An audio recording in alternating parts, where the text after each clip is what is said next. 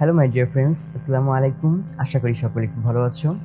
দেখো বন্ধুরা, আমাদের কিন্তু দ্বিতীয় সপ্তাহের জন্য যে অ্যাসাইনমেন্টটা সেটা কিন্তু আমাদের চলে এসেছে এবং আমাদের এটাও কমপ্লিট করতে হবে। এই অ্যাসাইনমেন্টটা এখানে লেখাই আছে বিষয় ষষ্ঠ থেকে নবম শ্রেণী পর্যন্ত অ্যাসাইনমেন্ট দ্বিতীয় সপ্তাহের জন্য প্রেরণ সংক্রান্ত। তো আমাদের দ্বিতীয় সপ্তাহের অ্যাসাইনমেন্টটা এবার কমপ্লিট করতে হবে। প্রথম সপ্তাহে তো আমরা লিখে দিয়েছি, আশা করি সকলেই কমপ্লিট করতে পেরেছো।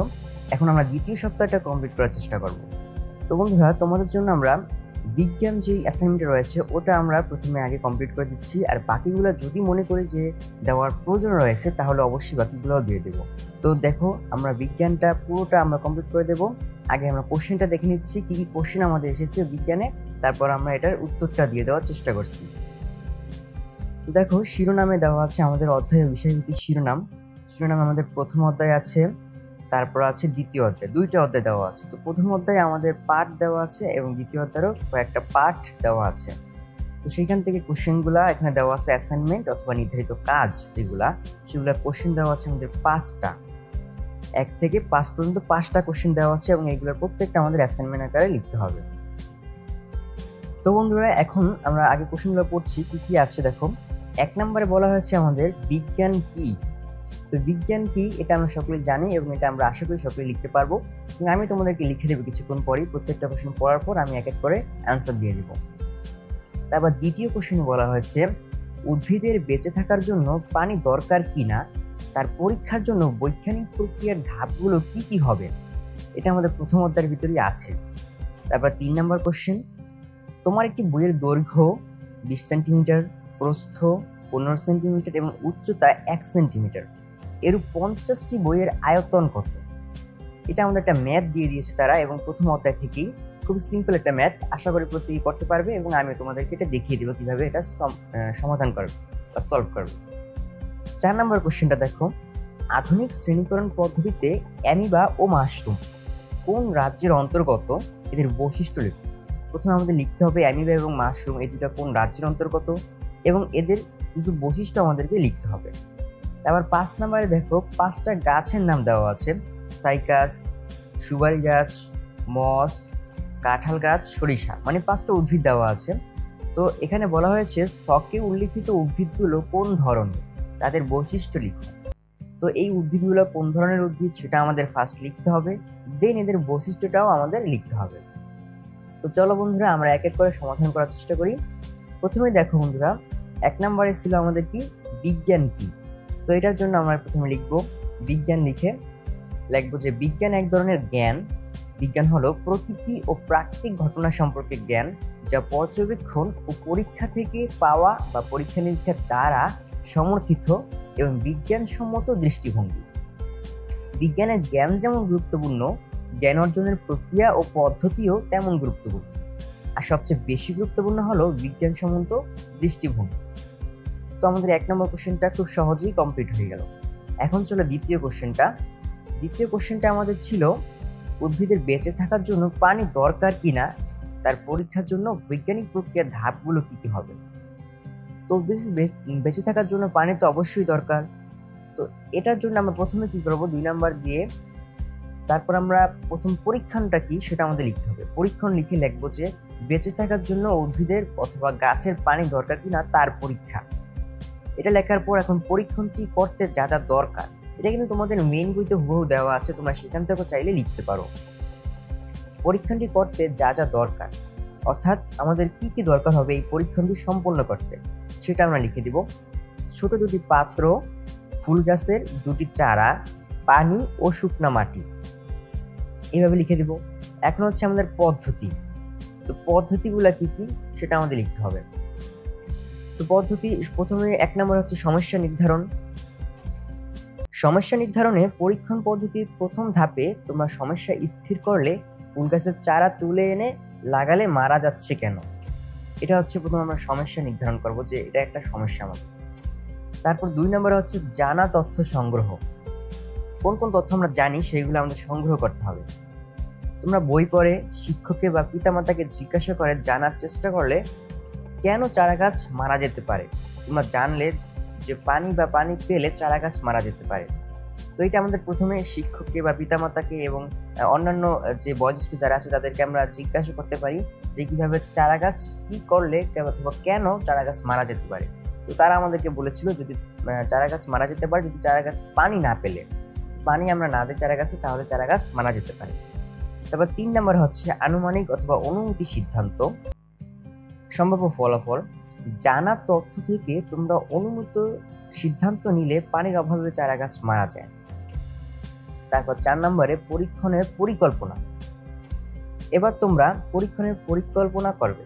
তো আমি তোমাদেরকে একটা কথা বলে দিচ্ছি, এখানে কিন্তু বইতে দিয়ে দিচ্ছে তোমরা কি কি করবে, আর কোশ্চেনে কিন্তু লিখতে হবে যে আমার কি কি করা উচিত, অর্থাৎ বৈজ্ঞানিক পরীক্ষার ধাপগুলো কি কি হবে, এটা তো আমাকেই লিখতে হবে।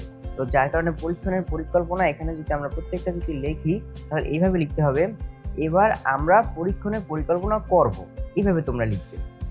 আমি জাস্ট তোমাদেরকে নমুনা দেখিয়ে দিচ্ছি, পুরো এইটাই লিখে দিবে, জাস্ট একটু মডিফাই করে তোমরা লিখবে এবার আমরা পরীক্ষণের পরিকল্পনা করব। একটি বিষয় খেয়াল রাখতে হবে যে এই পরীক্ষার জন্য আমাদের দুটি পাত্রে দুটি গাছ নিতে হবে। আমরা কেবল দুটি পাত্রের মধ্যে একটি বিষয়ে পার্থক্য রাখতে পারবো, এইভাবে লিখবে তোমরা মডিফাইড করে। অন্য সব কিছু সমান সমান রাখতে হবে, না হলে আমরা যেটি যাচাই করতে চাই তা করতে পারবো না। আশা করি তোমরা বুঝতে পারতেছো কিভাবে এটা লিখবে। তারপর হচ্ছে আমাদের 5 নম্বর ধাপটা কি, 5 নম্বর হচ্ছে আমাদের পরীক্ষণ। পরীক্ষণটা হচ্ছে ছোট দুটি একই রকমের পাত্র, নাও লেখা আছে এখানে তুমি লিখবা নেই, মাটি ও প্লাস্টিকের টব জাতীয় হলে ভালো হয়। পাত্র দুটির তলায় ছোট ছিদ্র করি, এবার শুকনো মাটি দিয়ে পাত্রটি ভরে দেই। এবার একই ধরনের দুটি চারা গাছ পাত্রে রোপণ করি, একটিতে পানি দেই আর একটি শুকনা রাখি। দুটি গাছকে ছায়ায় রেখে দেই। পরের দিন গাছ দুটিকে পর্যবেক্ষণ করি, একটি গাছ প্রায় মরে গেছে আর অন্যটি সতেজ আছে। তারপর হচ্ছে আমাদের 6 নম্বরটা, এখানে বলা হচ্ছে উপাত্ত বিশ্লেষণ ও সিদ্ধান্ত গ্রহণ। দুটি পাত্রে একই ধরনের মাটি ছিল, চারা গাছ দুটিকে পাত্র সহ একই জায়গায় রাখা হয়েছিল, তাদের মধ্যে পার্থক্য ছিল কেবল পানি। একটিতে পানি দেওয়া হয়েছিল আর একটিতে পানি দেওয়া হয়নি। এ থেকে কি সিদ্ধান্ত নেওয়া যায়? সিদ্ধান্ত নেওয়া যায় যে পানি না দেওয়ায় একটি চারা গাছ মারা গেছে।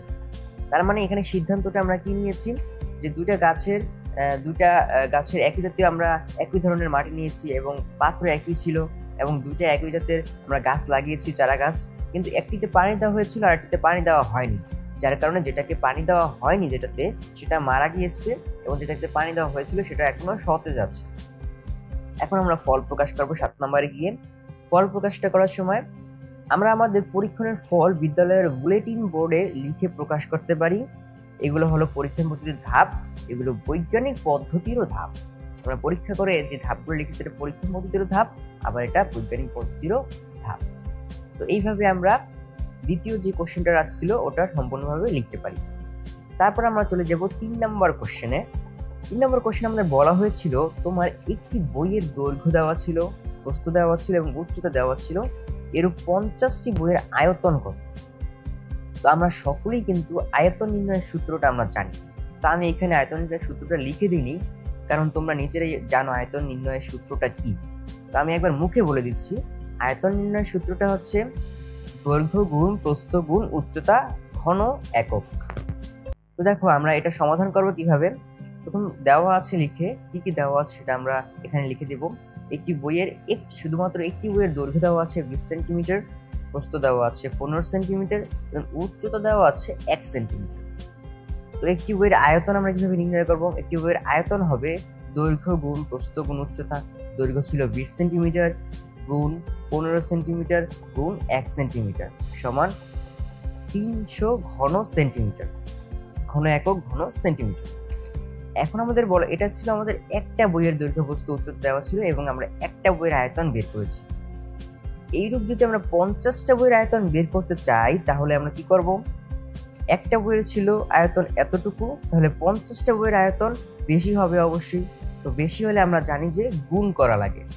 তো 50টা বইয়ের আয়তন যদি আমরা গুণ করি তাহলে 50 দিয়ে মোট যে ঘন সেন্টিমিটার আমরা একটা বইয়ের আয়তন পেয়েছিলাম, ওই একটা বইয়ের আয়তনকে 50 দিয়ে গুণ করলে আমরা 50টা বইয়ের আয়তন পেয়ে যাব। তাহলে একটা বইয়ের আয়তন পেয়েছিলাম আমরা 300 ঘন সেন্টিমিটার। এখন 50টা বইয়ের আয়তন বের করতে হলে 50 দিয়ে গুণ করে দেব, তাহলে আমাদের হয়ে যাবে 15,000 ঘন সেন্টিমিটার। তো এই চলে গেল আমাদের 3 নম্বর কোশ্চেনের সমাধান। এখন আমরা 4 নম্বর কোশ্চেনটা দেখব এবং এটারও সমাধান করব ইনশাআল্লাহ। তো 4 নম্বর কোশ্চেনে বলা ছিল আধুনিক শ্রেণীকরণ পদ্ধতিতে অ্যামিবা ও মাশরুম কোন রাজ্যের অন্তর্গত, এদের বৈশিষ্ট্য লিখো। তো আমরা যদি দেখি রাজ্যগুলোর মধ্যে প্রোটিস্টা এবং ফানজাই, এই দুইটা রাজ্যের ভিতরেই ফানজাই অ্যামিবাটা আছে প্রোটিস্টার ভিতরে, এবং মাশরুম যেটা আমাদের বলা হয়েছে মাশরুমটা আছে আমাদের ফানজাই বা ছত্রাকের ভিতরে।